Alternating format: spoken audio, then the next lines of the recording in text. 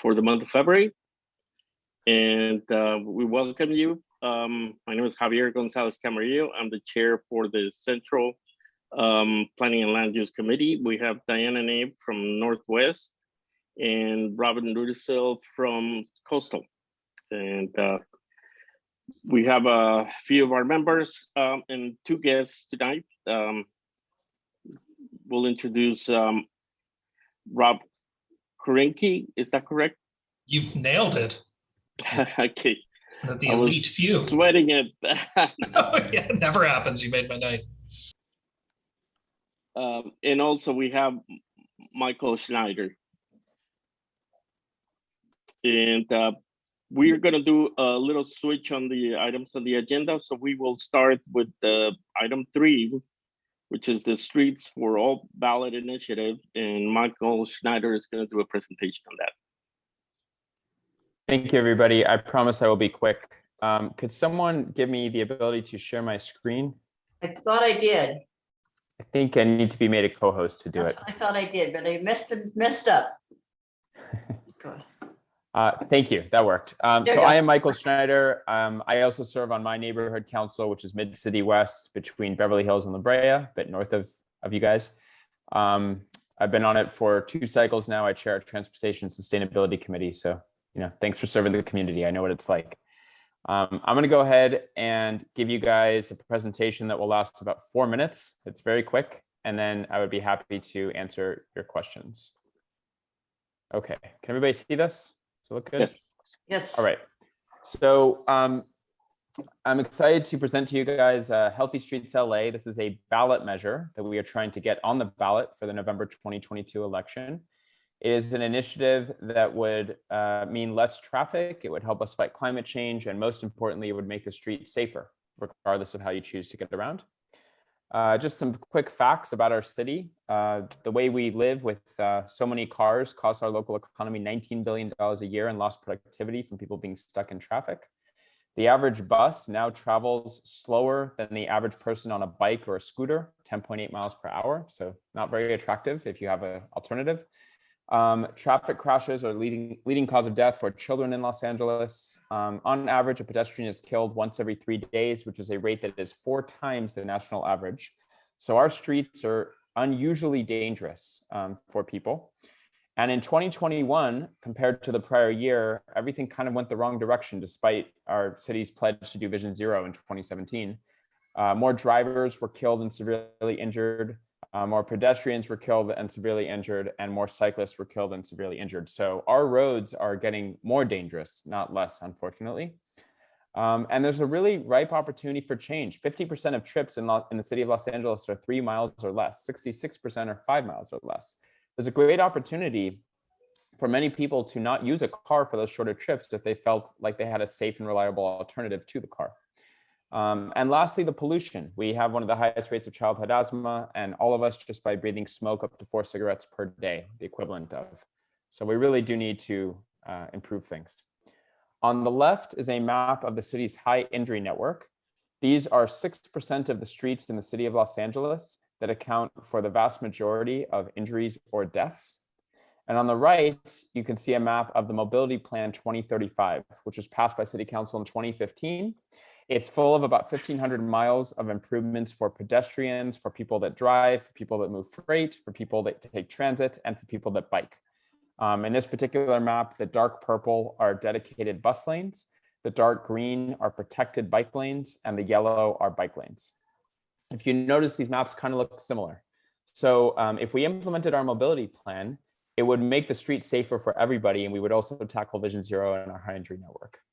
Unfortunately, we're not getting it done. The city has implemented 3% of it in 7 years. The LA Times wrote about our effort last week, and they noted that at this rate, it would take the city about 200 years to fully implement this plan instead of a Plan 20.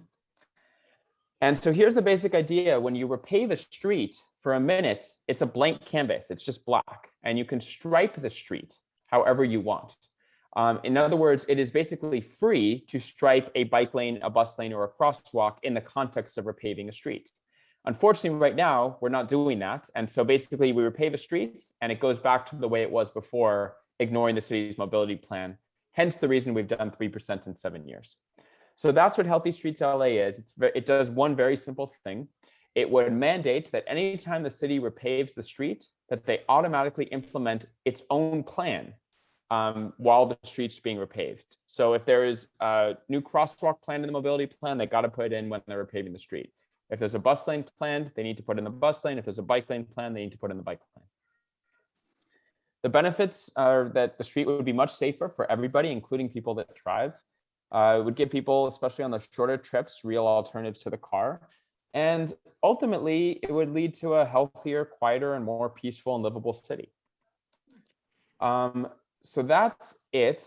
I'm happy to answer any specific questions, but I wanted to keep it short and sweet. We have been agendized at 30 neighborhood councils so far. 3 have fully passed, including the main board. 8 are this week and next week at the main boards. And they have all passed a version of this letter, which has a bunch of preambles that basically say kind of a lot of the stats that I just gave you. But to be specific, the ask is that you guys pass something that says you support the ballot initiative, and also asking the city council to create an ordinance that automatically implements the Mobility 2035 plan when we're paving streets using the language written in our initiative.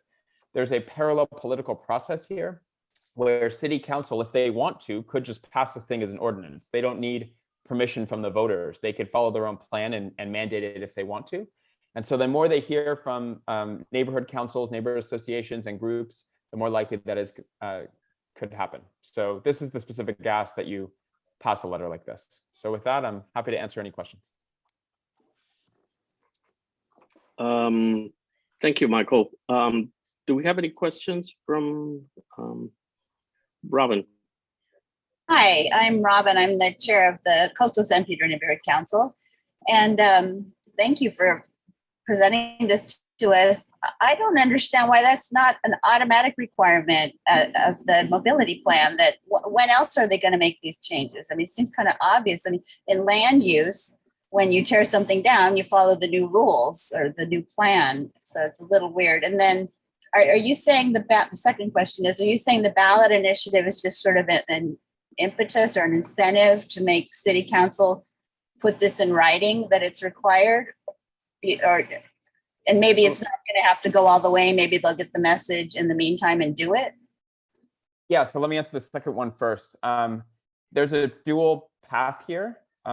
What's easier, guys? Is it collecting 65,000 signatures from registered City of LA voters by the end of May to get it on the ballot? Or is it easier for council to get 8 votes to just put it on the ballot, because both lead to the same end result?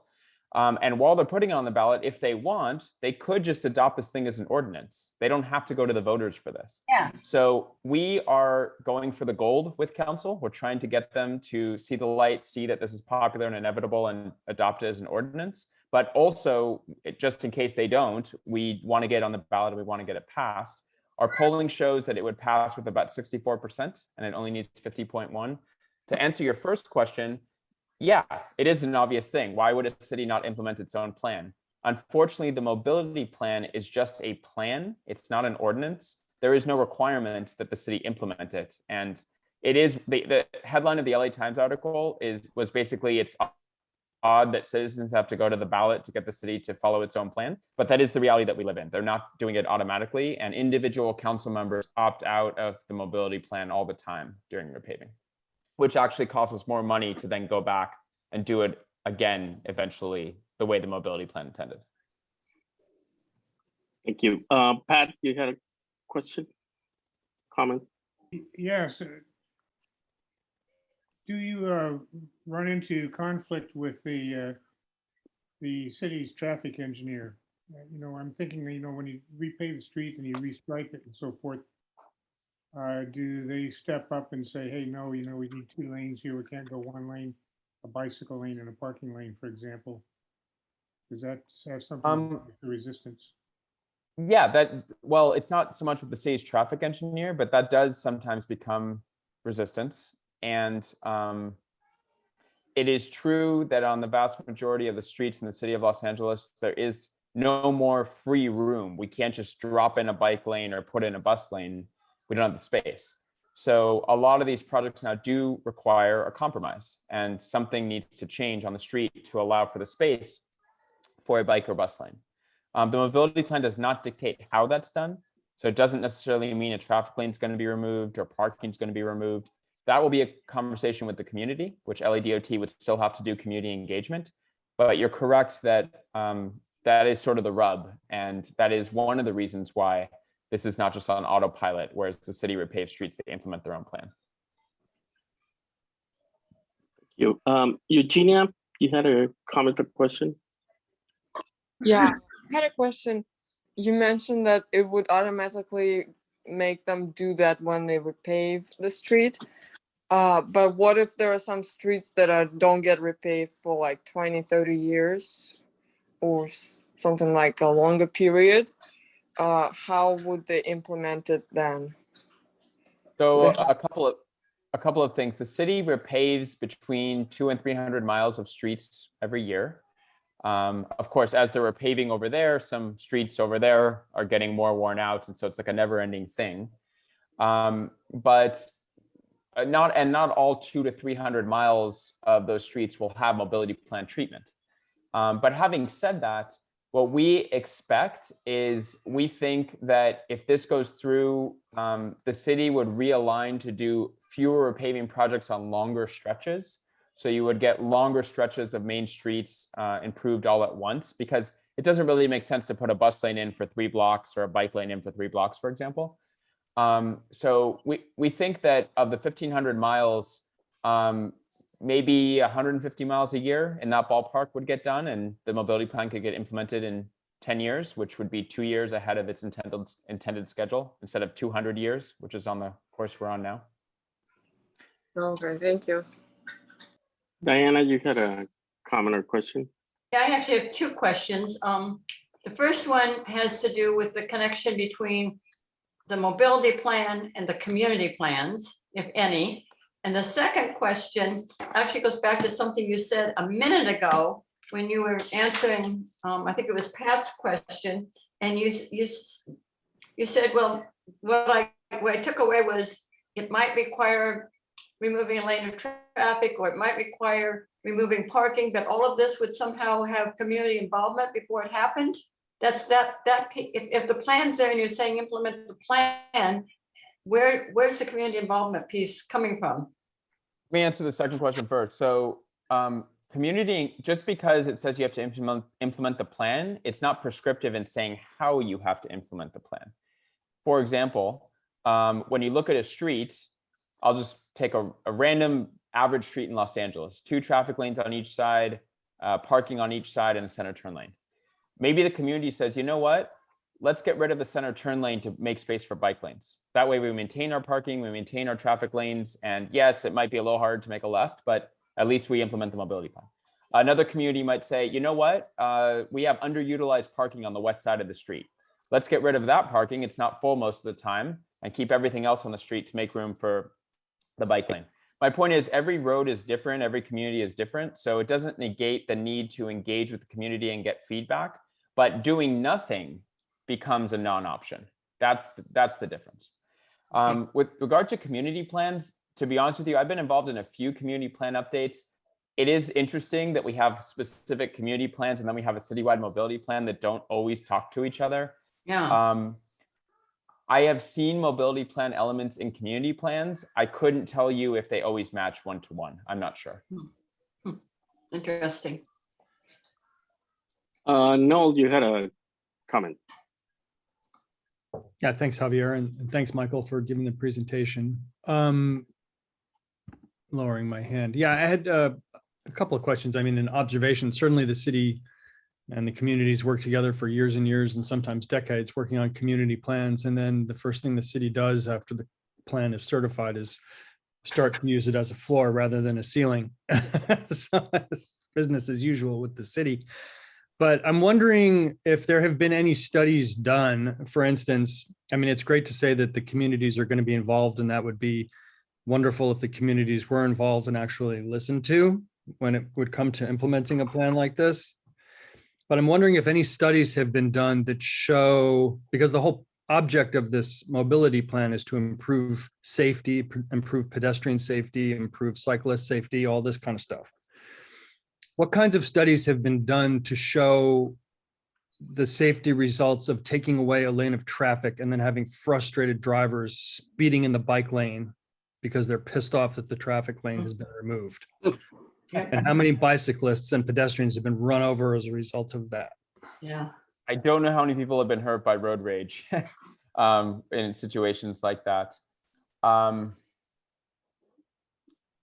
guess what I would say is I recognize change is hard. I'm born and raised in Los Angeles. I grew up in West LA. From the age I can remember, I was told I have to drive everywhere, and I did for a lot of my life. So I recognize that change is hard. Having said that, there are designs we can create on the street that don't allow an out of control driver, whether it's that they're angry or they're drunk or whatever's going on. They're in a fight with their partner in the car and it's getting out of control and they're speeding. Like, there's a lot of reasons why people crash and hit things and drive unsafely. And I think at the end of the day, we can lower speed limits, we can do a bunch of stuff, but nothing adds to safety like changing the built environment. Small example, when you narrow a car lane from 12 feet to 10 feet, that results in a speed reduction of about 18%. It's the same lane, but drivers don't feel like it's a highway as much, and they tend to drive slower. When you add pedestrian refuge islands in the middle, drivers tend to drive slower because they don't want to hit their car against the concrete and mess it up. So I think nothing replaces changing the built environment. And if you look at Vision Zero projects, like West Adams just had a 2-mile long situation where they put in a ton of new crosswalks, pedestrian refuge islands, took out a lane of traffic in each direction, and added really wide bike lanes. It wasn't a bike lane project. They wanted to remove the 2 lanes of traffic because 17 people had been injured or killed on that stretch in 5 years. And so when you change the built environment to prioritize pedestrians and cyclists and transit, you're not getting rid of cars, but you're making it a situation where they will drive slower, which will be safer for everyone, including the person driving. I don't know if I fully answered your question, but it was a good response, and I appreciate it. And I just want to give one sort of specific example for down here in San Pedro. We have a street called Pacific Avenue, and there are projects galore proposed and also in progress. And that used to be 2 lanes for a large section of it in each direction plus parking. And then the lane diet was instituted where it was switched to 1 lane plus parking. And then the center turn lane was added in a couple of spots. And after that, accidents actually increased because the traffic got so slow as a result of the lane diet that frustrated drivers. I mean, you can literally stand there on the corner for a half an hour and watch near hits and actual accidents. It's that frequent. I was in an accident by some crazy driver making a left, a number of years ago in front of oncoming traffic. But, I've gone down to look at projects and things like that and literally seen people screeching along and holding the horn down for like 2 blocks and, bugging out because the traffic is so slow. And that was literally, it was a result of 2 lanes being switched down to 1. And they didn't even add a bike lane. So in parts of it. So real world experience, unfortunately. Dan, you had a comment. A lot of what I was thinking about was covered by Noel's question, but I want to say, Michael, it's a beautiful vision. And you identify, I think correctly, the number one thing to do to reduce accidents is to slow traffic down. The number one frustration of Los Angeles drivers is slow traffic. So it really is a collision of titanic forces coming together, and it's going to take an immense act of charity and goodwill by virtually everyone living here to make this really come true. Specifically, I wanted to ask how much in either this plan or the zero fatality plan is impacted by federal dollars coming in that have to be spent in a certain period of time.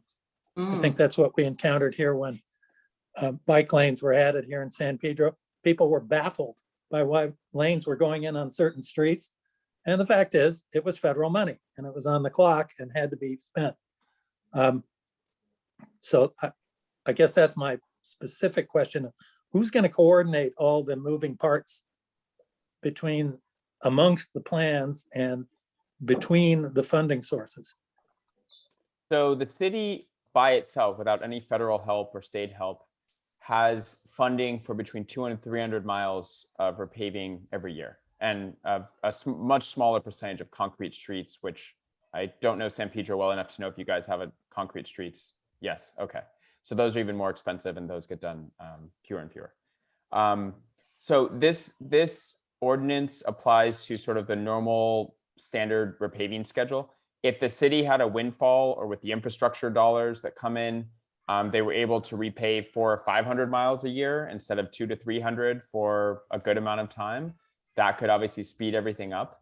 But this would not be a financial burden to the city because they already have a repaving program that repaves X number of miles every year in each council district, including in Council District 15.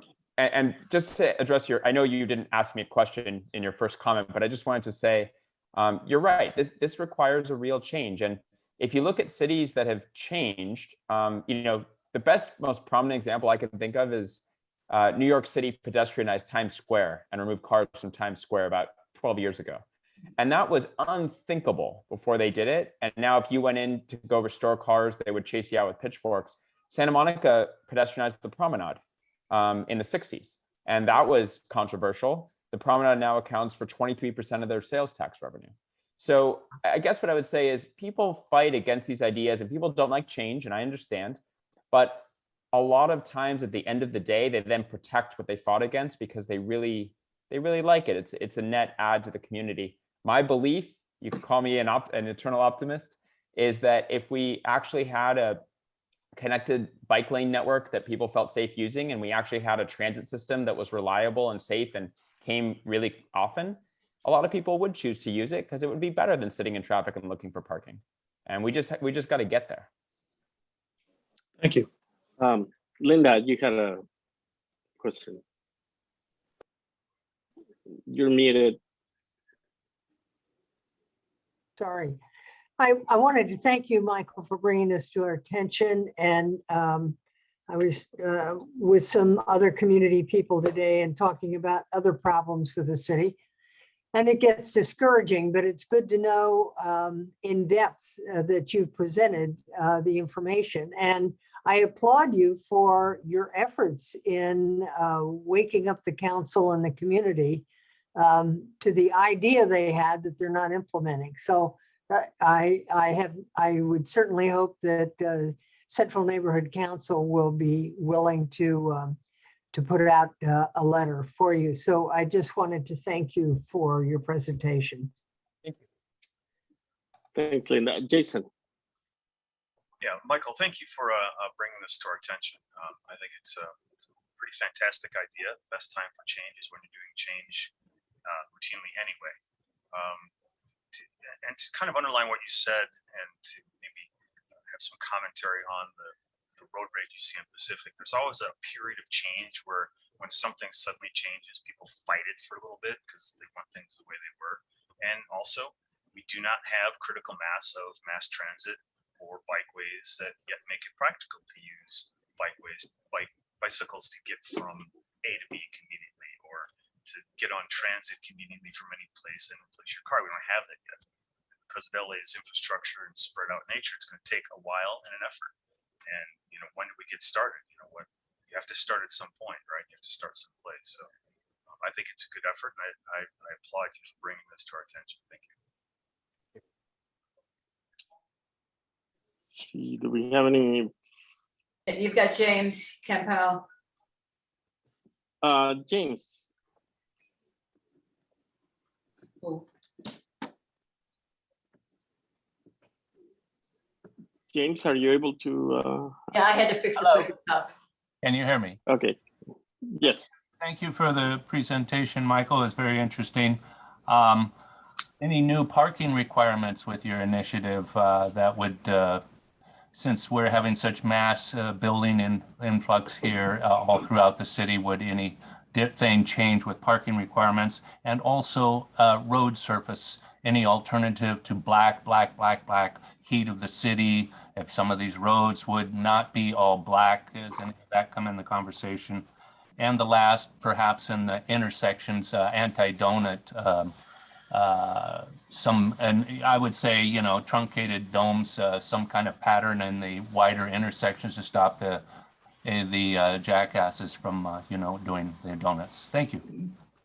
So the mobility plan does not have any changes to permitted parking or specific things like that. So the answer is no, there's no intended changes to anything like that. Number two, the city has been experimenting with cool pavement. It's a reflective pavement. So in the summer, it reduces the heat island effect. I don't know if they're going to make that standard across the entire city, but it is slightly different color than black and I think looks a little bit nicer. To answer your third question, yeah, if the mobility plan was implemented fully, there would be potentially less geometrical space for people to do donuts. The other thing I would say, and this is not specific to the mobility plan, but something communities can always advocate for, is there's a concept called the protected intersection, or it's also known as the Dutch intersection. And it's much safer for pedestrians as well as if there's a bike lane, and it also makes cars turn slower, and most accidents happen at intersections, where there's basically concrete physical protection at each corner. You can Google protected intersection if you want to see what that looks like. But though I think that treatment would, if you have a problem with people doing donuts at certain intersections, I think that would be something you could advocate for that would alleviate that. Thank you. Let's see, I believe that would be all the questions we have. Michael, thank you. Like everyone else, thank you for bringing this to our attention. I'm one of those that believes that these changes will bring out better things for us. And I know people are hard to change sometimes, but we thank you. And, Central will definitely be looking at this, and we will follow up with you on a support letter. The draft resolution, so everyone knows, is in the agenda packet for tonight's meeting. My last question is, can you help me understand your process? Do you potentially move something tonight that goes to the full board, or how does it work? Well, I will have a separate meeting tomorrow with my own group in my district, and we will promote this, we will vote on it, and then it moves on to the board meeting, which will give the full support, and it'll come from the whole council. And when is your board meeting? March 17th. March 17th. And would you need me to be there for it? You've got a problem, Javier. You don't have it on your agenda for tomorrow, I don't think. You could take a vote tonight, but you can't take a vote tomorrow night if you don't have it on your agenda. But your committee, that's right. You have 3 people here from your committees, which I think is all you need for a quorum, right? If you want to vote now. That's right. Yeah. No, thanks for bringing that to my attention, Diana. Point of information. If Javier changed his meeting tomorrow night to a special meeting and added the agenda item within 24 hours of the start of the meeting, he could do it. We could just do it now, or. Yes, let's do it now. Yeah. We've got 4 of us.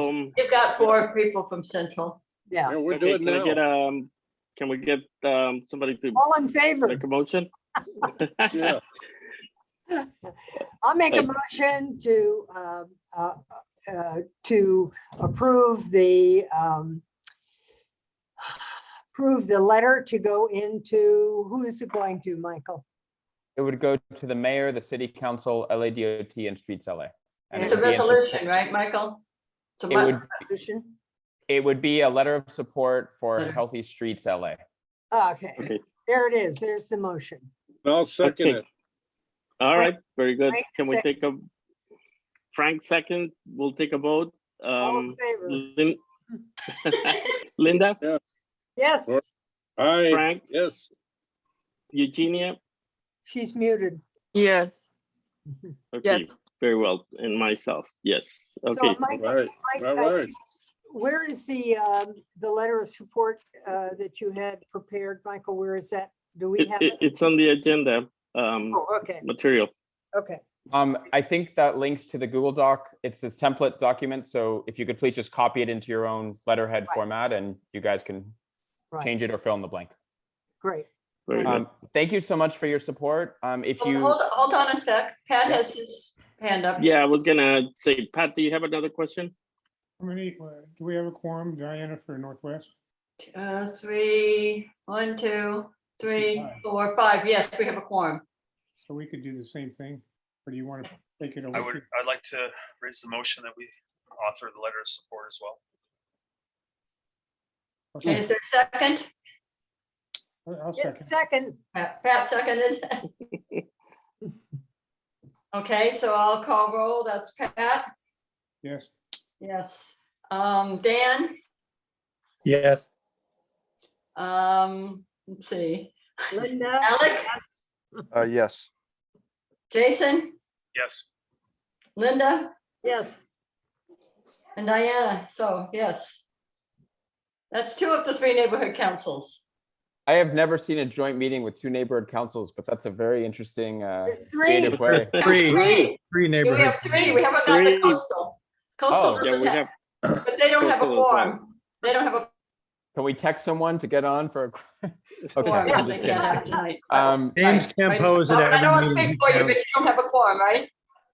Robin? No, I don't. And I wanted to put it on my agenda and talk a little bit more about it anyway, because I'm not that familiar with Mobility 2035. I just want to make sure I'm supporting something I like. Great. Great. Well, if somebody emails me and tells me if I need to show up at a specific time, I'll be there. It sounds like there'll be, as of tonight, 2 general board meetings that will be considering it. Yeah. Yes. Okay. Clarification. There might be It- 3, or we'll have a planning and land use meeting prior to our March meeting, which will be on March 21st. The board meeting is on Clarification, March please. 21st.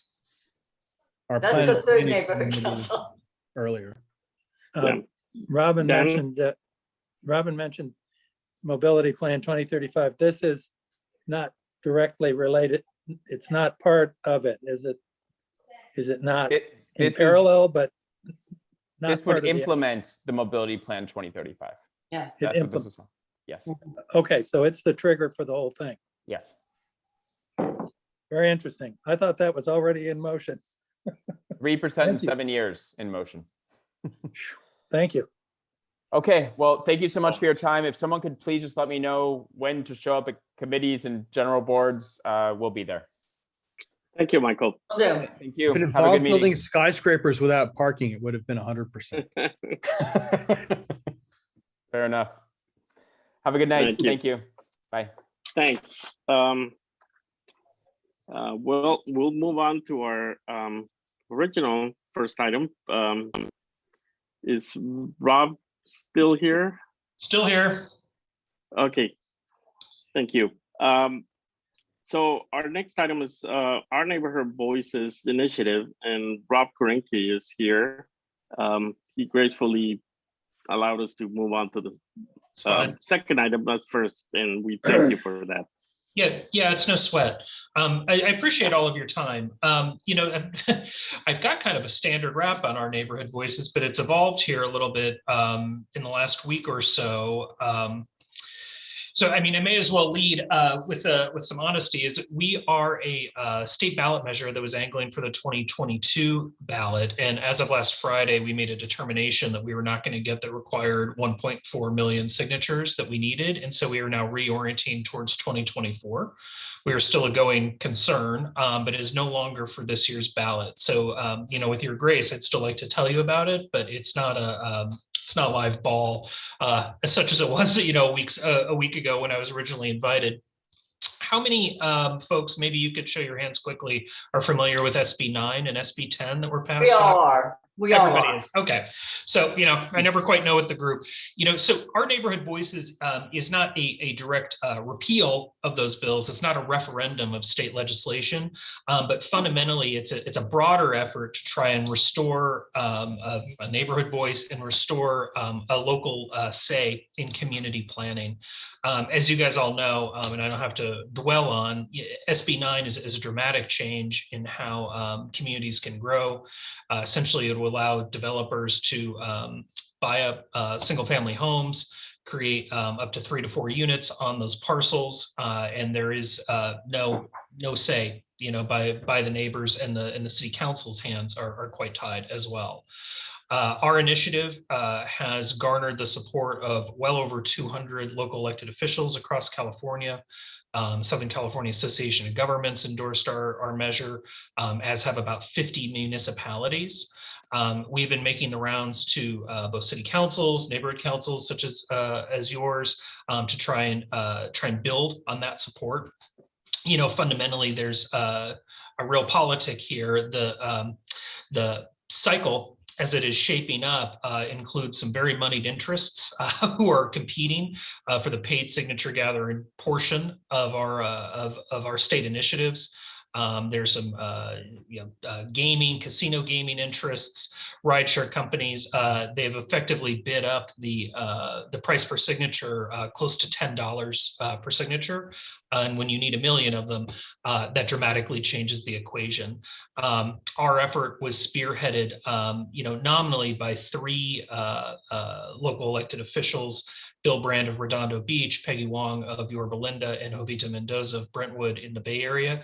But we had a steering committee of about 15 to 20, predominantly mayors and council members, but also some affordable housing advocates and others driving our initiative forward. Our group remains undeterred, and we intend to spend the next year or so continuing to build grassroots support for what we're trying to do, which again is to rebuff the legislature's ongoing attempts. SB 9 and 10 were only the latest of about 40 to 50 bills that have been passed in recent years. And we are organizing at a grassroots level. We'll be fundraising, and we fully intend to make the ballot at 24. So with that, I'd be more than happy to discuss some of the policy dynamics of what's going on, what our measure intends to do, and anything about our future. But it's a little bit different. I didn't bring the stock PowerPoint because we're not for November any longer. But how else can I be helpful? And would you guys be interested? Our website is ourneighborhoodvoices.com. You can certainly sign up there and remain engaged in what we're doing. Let's see, Pat, do you have a comment or question? What? I'm frozen. Okay, now I can be heard. Now I'm back on. Okay. I can hear you. Yeah, take me first. I want to hear what he has to say, and then I've got a bunch of questions. I don't want to take too much time. No. Thank you so much for coming out, Rob, and giving the presentation. Yeah, I know a lot of us are against SB 9 and SB 10, and we fought hard against them. We talked about this a bit in our last meeting. Ironically, in my inbox, during the meeting, I got an email from from Howard Penn, talking about the dangers of this initiative, that if you were able to curtail the effects of SB 9 and SB 10, what's to stop local municipalities from curtailing the effects of, for example, CEQA and the Coastal Act? Mm-hmm. And so that's certainly a concern that I would have. Obviously, it's well set precedent that state law trumps local law, but then you can battle it out in the courts, and then the courts can sort of restore some local initiatives, and now everybody's screaming about the housing crisis, and therefore we need market rate housing with no parking and no requirement for affordable housing. Right. Wrong solution for a problem that we obviously have. What's your take on whether or not other critical state laws such as CEQA and the Coastal Act could be circumvented by the same process that you're using to fight SB 9 and SB 10? Vehemently rebut that accusation. Our initiative was written to ensure full compliance with all state environmental laws, as well as all fair housing and anti-discrimination laws. The initiative did not conflict with CEQA. And in fact, in our view, it helps local agencies ensure that new development gets sufficient environmental review and protections, with some recent laws allow developers to supersede. We actually paid for an expert legal opinion, which I'd be happy to share with anyone who's interested in it. It's a several page document in legalese, but there's a scarce few legal experts in California constitutional law. We engaged Sturm Wucher, who's among those elite ranks, and they wrote a lengthy opinion refuting those accusations. I believe, and again, I'd be happy to share the legal analysis with anyone. Please do. Would like, yeah. I believe that was a political attack on what we're trying to do, because I've worked in ballot measures for quite some time. In fact, I've hardly done anything else in the last 20 years. I've worked on major initiatives in each and every cycle. And I've done a lot of yes campaigns, a lot of no campaigns. And the easiest way to kill an initiative is to cast suspicion and reasonable doubt on these sympathetic issues, whether it be the environment or others. We believe that was a total non-starter. And again, I'd be happy to share the analysis. I could kind of conclude my remarks there. What I will say is, if I had everything to do over these bills, they took effect in January. We really wanted to be on the ballot this year to ensure that, a lot of damage was not done. We do intend to do some significant outreach, not just with the environmental community, but with other stakeholder groups over the next year to try and ameliorate any of those concerns. We can't stop frivolous accusations that are not based in substance, but we certainly want to try and assuage, with I always say the people that matter, but the people who are truly leaders in those communities, that is not our intention, and we're making every effort to dot the i's and cross the t's legally. What's a signature deadline?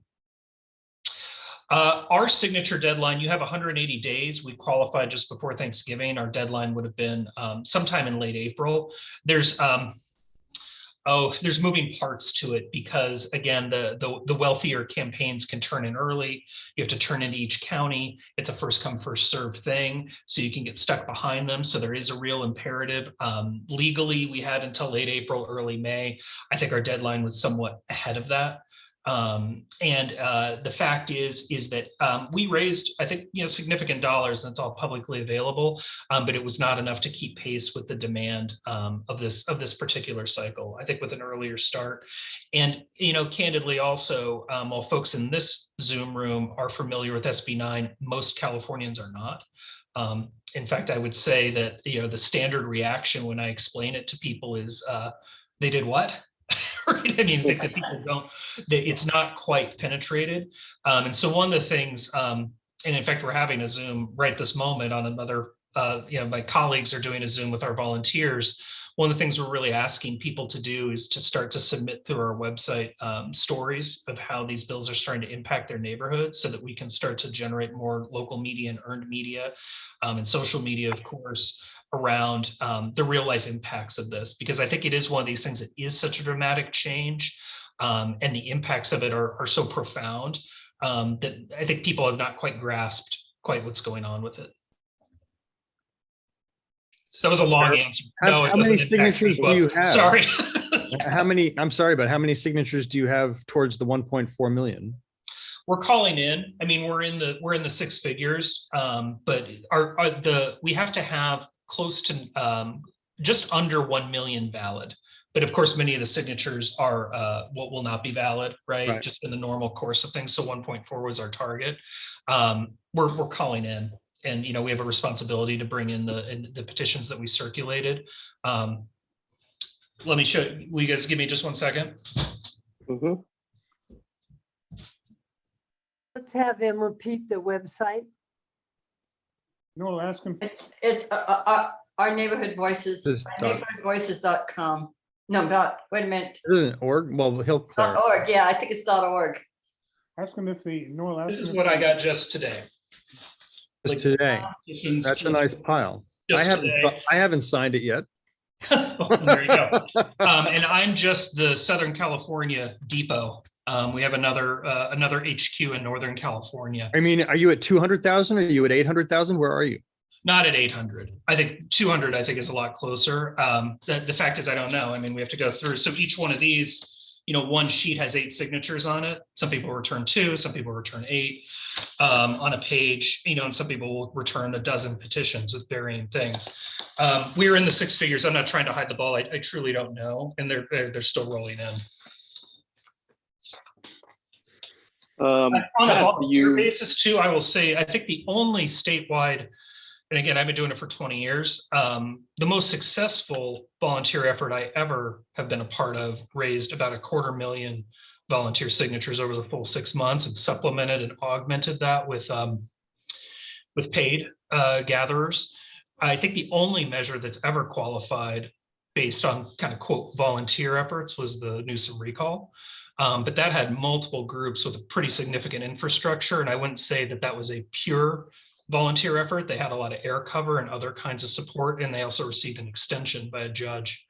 So they had more time to gather. So you do have to raise enough dollars to engage these paid signature gatherers. That's unfortunately kind of part of the game. What's the website again? Ourneighborhoodvoices.org or .com? It's .com. Yeah, that's right. It's .com. .com. If the web guys did their job, it'd still get there if you put in .org, but the official name is .com. Very good. Thank you. Let's see. Pat, do you want to hold till the end, or you want to? Well, yeah, I'll go ahead and let other people, because I got a whole bunch of questions. Okay, Linda. Yeah, I just, let me understand, even though you're now going for the 24 timing, you still have to have these signatures in this spring? No, we're terminating the effort to gather for this petition. We'll have to withdraw that petition and refile. And we may refile with some technical changes. I mean, that's the trick of ballot measures, is once you submit, you can't change them.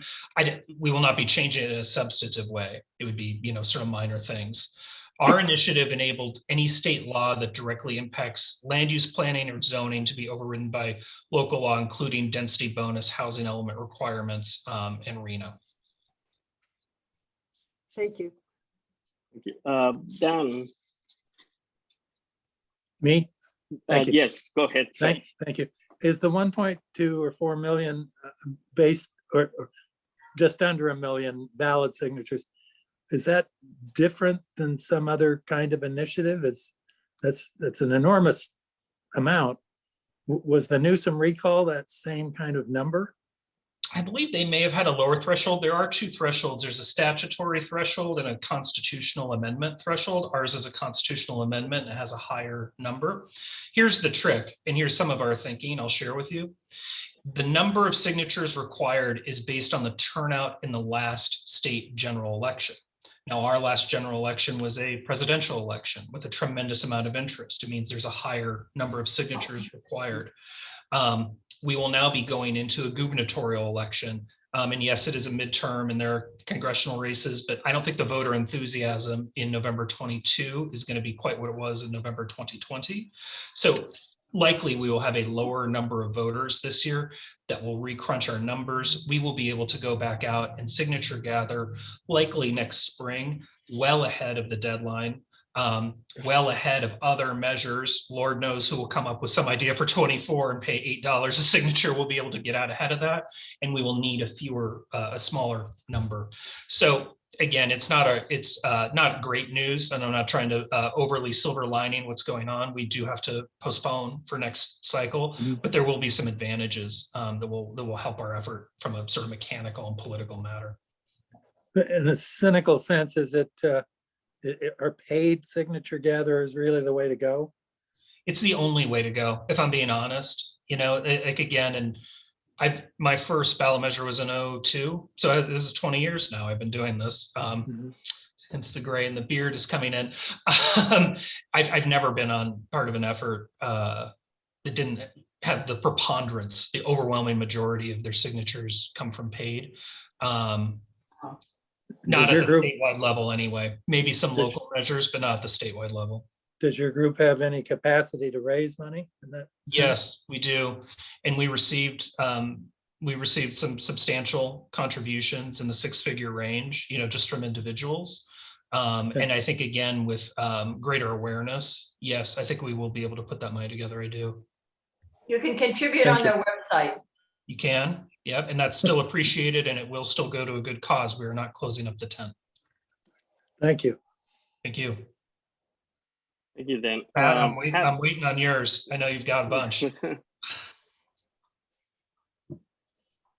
Go ahead, Pat. Okay, all right. I'm really familiar with the municipal affairs doctrine in the California Constitution. It's, it looked to me Can like Pat speak up? Yeah, if you could a little bit, I'm having a little trouble hearing. I'm sorry. Get a little closer to your mic, Pat. Yeah, I'll turn up my volume too. Okay, well, my volume. That's better. Highest. I'm very familiar with the municipal affairs doctrine of the California Constitution. And Noel, I sent you a response to your email to me too. I read it. Thank you. And it looks to me like, if I understand this proposition, it's a constitutional amendment, Yes. right? And so you're basically overriding any of the findings of the state legislature that this was a matter of statewide concern, right? And reemphasizing the local nature and the municipal affairs doctrine basically for the housing matters. But you're also, it looks to me like you're expanding it to general law cities too, not just charters, not the charter cities, right? It would apply to general law and charter cities, Okay. yes. And there are sorry, not to head off your question or skip ahead. Our measure did call out a legitimate statewide interest as being exempt from what we're doing, such as coastal protection, large infrastructure projects. CEQA was mentioned before. There are exceptions to what we're doing. Our measure is targeted, very much at housing and land use planning. Yeah, I've actually had this issue come up in my professional life about whether the municipal affairs doctrine applied to the Coastal Act and to CEQA. And it was decided then that municipal affairs didn't apply to them because these were initiative, rose out of initiative matters and were constitutional in and of themselves too. So, that's additional weight. Now, let me ask you two other questions. One is, do you get to carry over the signatures that you've gathered so far to the next one? Unfortunately not, no. Yeah, and has any action been filed on SB 9 and 10 to attack the finding that these are matters of statewide concern? I'm sorry, could you say again? Well, there's two ways. The municipal affairs doctrine applies for charter cities that their laws predominate over state laws, but the legislature can make a finding that a matter is a statewide concern and therefore the municipal affairs doctrine doesn't apply. That's one way of doing it, but those findings of the legislature can be attacked in a court, and a court can say, no, you're wrong. This is not a matter of statewide concern. Mm-hmm. And I was wondering if there's been any legal attack on SB 9 and 10 on that basis. I don't think I'm probably the best person to answer that. I'd be happy to share my email, and if anyone wants to email me, I've been digging around here. I got our legal analysis on the CEQA thing that I'd be happy to share out with anyone, and I'd be happy to connect you with someone who could better address that. Pat, there has been a legal challenge based on that. Okay. There are two legal challenges, one for the charter cities and one for the other cities. General law cities. What was it? Have they been decided? No, they were just filed fairly recently. Okay. And then I guess as a general comment, I have volunteered to your organization, I don't know, 3 or 4 times, and I've never heard a thing from them. Oh, Yeah. no. Me too. I'm so sorry to hear that. I will take it up with somebody on the carpet. I'm so sorry to hear that. I've seen better organized campaigns, I got to tell you. Well, we'll do better. We'll do better going forward. We got another crack at it. Okay. Thank you. Let's see, any additional comments, questions? I don't see any. Yeah, my comment would be that I'm deeply involved in land use matters and certainly was fighting SB 9 and SB 10 as hard as I could for quite some time and calling the entire legislature and sending emails and everything else like that. And it wasn't until recently that I heard about our neighborhood voices and this campaign that you're running to try to curtail the effects of SB 9 and SB 10. So you're talking about reaching out to people who, you explain what SB 9 and SB 10 mean, and they're like, they did what? Yeah. Yet I'm deeply involved in land use, and I didn't hear about your campaign until recently. So somewhere, as Pat was saying, there's a little bit of a correct and continue perhaps needed, because if somebody like me, and I don't know who else on this particular board, but if somebody like me doesn't know about it, it means that there's not enough outreach. We'll take that to heart. Yeah. Thank you. Sure. Folks, my email is my first name, Rob, with 2 B's as in boy, and it's at Grassroots Lab, GRASSROOTS LAB as in boy.com. I don't see a chat, or I drop it in there. If anyone wants to email me, I can link you up with some more information. I'd be happy to share that SQL analysis with you guys. And Rob at grassroots.com or grassroots something? Grassroots Lab, LAB, like laboratory at the end, LAB.com. Got it. Rob, if you just send that to me, Rob, I can share it with everyone. Okay, thank you. And please send out that legal analysis you were talking about. That's what we're talking about. He'll send it to me and I'll share it with you, Noel. I'm writing a note to Diana right now, and I will attach that. Very well. Thanks again, Rob. And I'm sure we will be hearing from you in the future, and definitely reach out so that maybe we could participate a lot sooner into the process. Thank you guys so much. I appreciate your time and all your involvement in these issues. I was interested by the other presentation, and you guys find a good way to spend your Wednesdays. Thank you. Thank you. Hey, no snark, please. Got a master's in public policy. No, it was very sincere. Okay. Thank you. Thank you all. Thanks, Rob. Bye-bye. Very good. Well, that was our second item, but which is actually the third item. So somehow we missed item 4, Dana. So we are on the next item, which it's updates and other items of interest to the committee. Diana, do you want to start with any items? Yeah, I have 3 short ones, and then I think Robin can talk about the other thing. Yes. Okay. My 3 are first that the council office has now has a staff person now who's been assigned to, in addition to her existing duties, take on planning and land use. And her name is Amy Geppert, G-A-P-E-R-T. But right now she doesn't know anything. We know a lot more than she does, but at least there's somebody there we can call and begin to talk to. I did have a conversation with her, but it was more my informing her than anything else. Second thing is, you may have seen it that today the notice came out that the hearing for Sebastian's for their alcohol is on Thursday, March 24th at 9:30 a.m. via Zoom. If you didn't get the notice and you want to attend that meeting, let me know and I will forward that notice to you. And the third thing is back to SB 9. You may remember that there was a council file that we supported to try to get the city to take advantage of the things that the city could do in terms of local control over SB 9. And that finally did go to city council. And it was passed with a couple of amendments. And amendments were to report the geographic distribution by council district of where projects would be restricted, where you wouldn't be able to do SB 9 projects, along with the areas where the historic production of housing in those areas. Very strange wording, very interesting concept. And they directed the planning department to submit a memo within 90 days, so that would be by May 9th, to implementing memo on the kind of the restrictions under SB 9 and then a draft ordinance within 120 days. So we're gonna wanna look closely when those things come out. There was a second motion that was made that we hadn't really looked at, which also passed.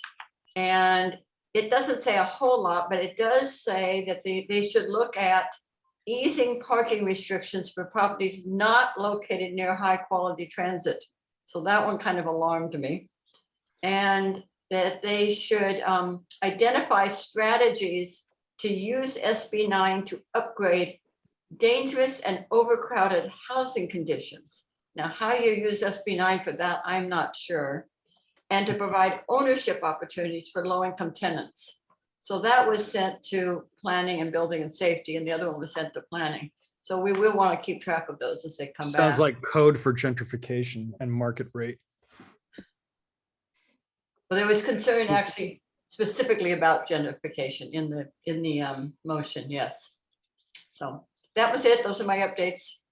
And then maybe Robin can talk about the motion that they did. Well, I just want to also say, as we were sitting here at 7:01 p.m., we got an email from Los Angeles City Planning saying that yesterday, planning was made aware by the California Department of Housing and Community Development that the state would like to see a few clarifying amendments in the city's housing element. Whoa. Oh. This is big. I mean, so they're opening it up again. They said they're requesting that certain work programs be revised to reflect future milestones, timelines, metrics prior to formal certifying of our housing plan. And it says it'll take weeks and months. So if you would forward that, that would be great. I don't know. Sure. I'm glad to not see that. I didn't see that email. I didn't get it, I don't think. Well, but that reminds me that maybe this is a good time to say it, that at our next meeting, our next joint meeting, we did get Matt from the city planning, who's been heading up the Plan to House LA. He will be coming. Matt Glesney? Yes, he is coming to our next meeting. But it was on the condition that we invite the planning committees from all of the Harbor Area neighborhood councils to attend. But he will come to talk about that attachment that outlines the potential changes and their proposed programs. So that's going to be a major issue for our next meeting. And our April meeting, the Rancho San Pedro people are San Pedro finally ready to present their specific plan. So those two things will be coming up.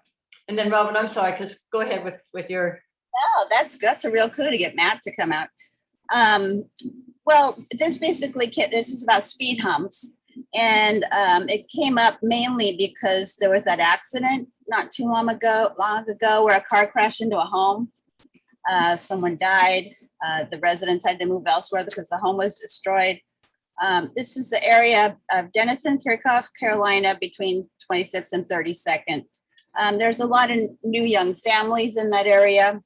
There's an elementary school.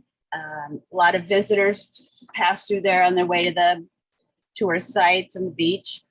And they also have intelligence that people are using it as the so-called DUI corridor because they want to avoid Pacific and Gaffey Street. So it's, doubly scary in that regard.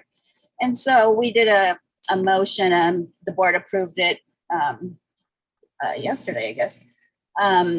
Therefore, be it resolved, Coastal San Pedro Neighborhood Council requests that District 15 Council Office immediately take action to ensure that LADOT provides speed humps in this area to mitigate the threat of speeding vehicles on these streets so local residents can once again feel safe. And Diana wanted me to share because I'm sure there are other areas that need something like this. As some of you may know, the city has a speed hump program where you can go in twice a year, put a petition in, get your neighbors to sign, and be under consideration by DOT. Not everybody's selected, but many are. Well, they discontinued that speed hump program due to COVID one or 2 years ago. So it's really, it doesn't even make any sense to me why they would do that because they're working outside with speed humps, But so the second part of our motion is that they reinstate that speed hump program so people can continue applying and keeping their neighborhoods safe. So I think Diana already sent this out to you, and I hope Yeah, it was in the agenda packet, so if anyone wanted it. Thank you. Thank you. Yeah, and that's very interesting. I would love to find out more about that because we've had that problem over on Leland. And as a matter of fact, it's been bad enough that the police have been out here several times catching people, not even stopping at the stop signs. So we have a big problem with that because that's another alternative to Western as you're going east, north, south. So definitely something that we would like to do. I mean, I hate speed bumps, but if there's no other way to slow down the cars, I rather have that. So another thing, Diana, on regarding the Sebastian's support letter, we passed that at our committee and the board took it and we passed it. I believe it. I forwarded that to you. You did. Yeah, you did. Okay, very good. So our letter went out already. So if anybody needs a copy or who would like it, let me know. Any other items that we need to go over on that? Diana, you didn't miss that memo. It literally came out while you were speaking, right before I was speaking. Oh, okay. So it's probably in my email. Thanks. Let me. Very good. Very well. We'll move on to our next item, which is public comment on items not on the agenda. Do we have any? James Campo has a hand. James. Hi. I just wondered, hopefully this joint planning committee is keeping an eye on if NOP ever comes out of the dust for the Port Amphitheater, the West Marine, Westport, whatever it's called, Port's called. So Diana, I sent you an email. Thanks for your response. I thought it was due out in December. So none of you have received any news about that. It hasn't come out yet. So, and then I love Jason's backdrop on his, I just love that red car. And Jason, please keep the torch going. Maybe we could get some, could that red car ever get, just a question for Jason, could that red car ever get retroed for light rail width and use? Yeah, I mean, you could re-engine it. It's, it's the same gauge as the standard gauge of every rail in the United States, unless you're in an amusement park. So they could gut it just like some people are hot rodding old gas cars by putting Tesla motors in the battery packs, right? You could totally put a different mode of transportation in it. Yeah, sure. As they're tearing up the old rails there on Harbor, you can't help but think about it. But it ticks me off every time I drive by there. Yeah. Thank you, everyone. Appreciate it. Thanks, James. Let's see. No. Go ahead. No. I don't know. It just Jason and James just set me off because it's like we scream about public transportation, and we have all these rail tracks that used to be there that could have been a wonderful point to add some new tracks just to connect to them, and people could have gone right down to the port and hopped on the train, and here we go. And they've been ripped out. And it was I guess it was La Cienega oil man who had all of our fabulous public transportation tracks paved over so that people would be forced to use gasoline in their cars. And there's so many bad decisions that have been made in this city. And I just want to compliment this board because we are really on top of a lot of these issues. And I think that every one of us is coming from a good place about, really trying to implement some good direction for this city. Whether or not they listen is another story, but this is where the grassroots are and change starts here. And we're all passionate about it. And I'm proud to be on this planning board. Thanks. Thanks, Noel. And I feel the same way. I'm sure most of us do. And James. Emma's next, Javier. Oh, okay. I did not see him. Yeah.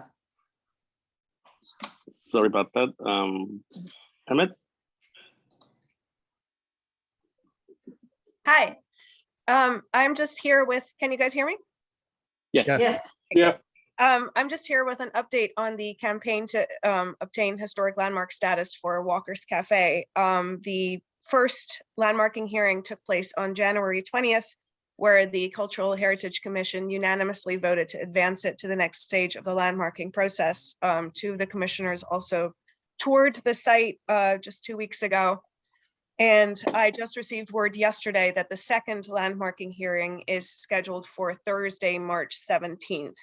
And this is a big one because this is where they will issue their final recommendation on whether the property should be landmarked. And the landmarking campaign in recent months has drawn support from a number of stakeholders like the LA Conservancy and the film industry, but community support continues to be indispensable. So I'm here to ask you to consider tuning in for the second hearing and giving public comment. That hearing will once again be via Zoom. As you know, each neighborhood council can send in a representative who gets a little bit more time to speak than members of the public. And at this point, all three of the San Pedro neighborhood councils have passed a motion to send in the letter in support of landmark status for Walkers. But since all of this started here in the Joint Planning and Land Use Committee, where, as I recall, I think you guys passed this motion unanimously, I wanted to kind of tune in and give you guys an update and let you know that this is happening. And what I'm hoping is that we can get one representative from each of the neighborhood councils to attend this second Cultural Heritage Commission hearing. But in addition to that, if anyone wants to tune in and speak just as a member of the public, you're obviously very welcome to do that as well.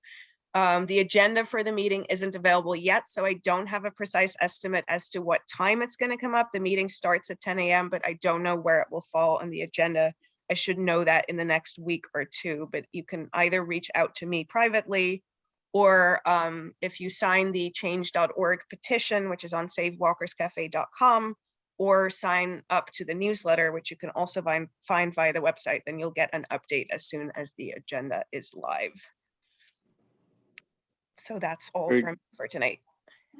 Thank you, Emma, for the update. And we'll definitely follow up on that. James. Thanks again. I forgot to mention in my first comment that I'm sure you're aware of, but the city has come up with an ingenious idea of reducing the speed limit to stop racing traffic, street racing. So they're going to print about 1 billion signs to reduce the speed limit, and that will be the cure-all of reducing road rage in our cities, and also the councilman's signage for AB, or what it was, 4816 about the homeless. He'll post signs everywhere, and that'll be the cure for the homeless. So signage is everything. I think they're running a sign company business out the back door, though. Thank you. Thanks, James. Let's see, Emma, is that your hand from previous, or do you have a? Okay. Pat. Yeah, question for Emma. You know, did I hear recently that Walker's Cafe fell out of escrow, and if so, what do you know about that, and how does that affect the appeal for designation? I don't know what the current status is. As far as I'm aware, last I heard from my contact with the owners, it hasn't yet gone on the market. And they were planning to put it on the market in the near future, but I know that there have been interested parties because I've had people reach out to me and kind of ask for a line of communication with the owners. So I don't know what the latest on that is. I know that people have expressed interest in taking over the cafe, and that's obviously the desired outcome of this whole campaign, is to see it alive and up and running again. But the process to landmark it continues irrespective of whether the property changes hands during the process or not. Okay, thank you. Thank you. Let's see, don't see any additional hands or comments. So that brings us to the end of our meeting, and I want to thank everyone, and just thank you for attending. And tomorrow, Central has the planning and land use meeting, guys. I hope to see you guys there. So until then, next week, next meeting, I'm sorry, is Wednesday, March 23rd, and we will see you here. Thank you. Thank you. Thank you. Night. Good night out there. Have a good one. See, Good night. Stop the recording. Night. Stop recording.